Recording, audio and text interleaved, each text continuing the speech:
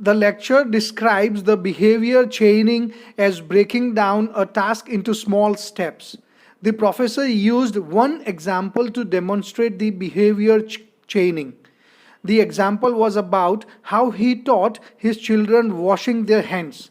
Each day, he taught his children a small part of washing their hands. For example, on the first day, he taught them to turn the water on, and on the last day, he taught them to turn the water off. Therefore, after a short time, they put the whole process together and can wash their hands on their own.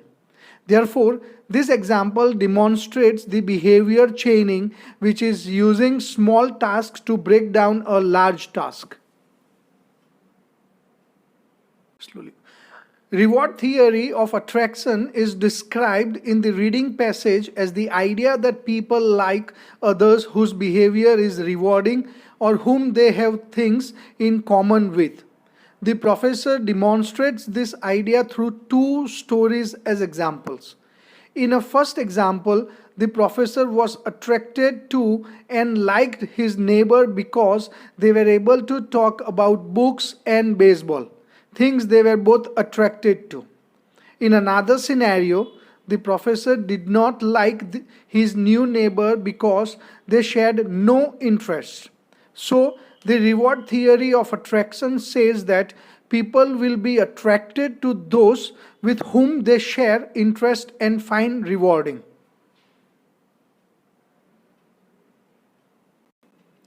Behavior modification is described as the conscious change in behavior displayed by both humans and animals when faced with the prospect of rewards or punishments, and then remembered.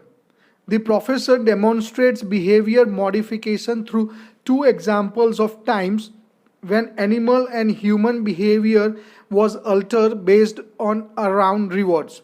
First, a group of scientists were able to teach mice to follow the correct path out of a maze by rewarding correct movements with cheese, and likewise punishing poor choices with electric shocks. The second example was about his young son, who learned to associate good behavior in company with a candy as a reward, and no cartoons as the punishment for bad behavior. In both instances, the subject learned to alter their future behavior based upon their memories of the reward and punishment they received for those previous choices they made. Nonverbal language is referred to as the emotional expression people make that don't include verbal statements but may be facial cues or body movements that reveal something about our feelings. The professor explains nonverbal language through a personal example from his youth. As a child, the professor would often lie to his mother about things, and his mother would always instantly know the truth.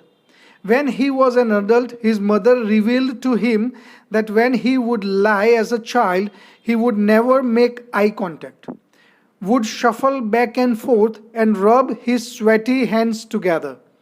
These nonverbal cues always informed his mother that he was lying to her despite his lack of verbal communication.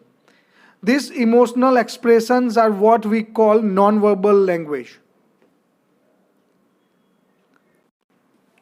Groupthink is referred to in the reading and lecture as the instances in which groups of people make bad decisions or adhere to bad rules because of fear of being disliked, not being included, or even losing their job.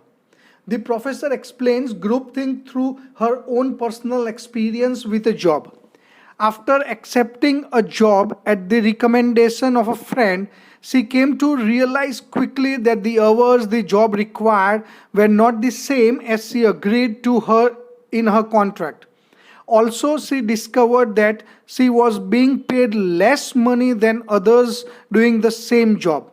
When she spoke about this with her co-workers, they all expressed their unhappiness. Yet nobody did anything to change this system for fear of losing their jobs.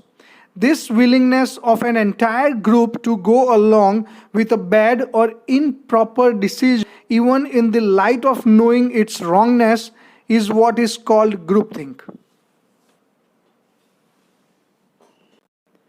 The lecture described social interaction as two people being aware of each other in an interaction. The professor used two examples to demonstrate social interaction. The first example described two friends writing letters to each other. In this case, both friends were aware that they were each sending each other letters, and so is considered a social interaction. The second example demonstrated a non-social interaction by describing a friend sending an anonymous letter to another friend. In this case, only one friend was aware, and so it is not considered a social interaction. Therefore, these two examples demonstrate the difference between a social interaction and a non-social interaction. The professor describes the majority influence as large group of people influencing an individual or smaller group of people to change their attitudes or belief, and this is the most common form of influence. The example the professor used in the lecture was about an introvert individual influenced by the majority of his new colleagues to go out to drink. Even though he may not enjoy going out drinking, he went against his belief to fit in and not seem like the odd one out.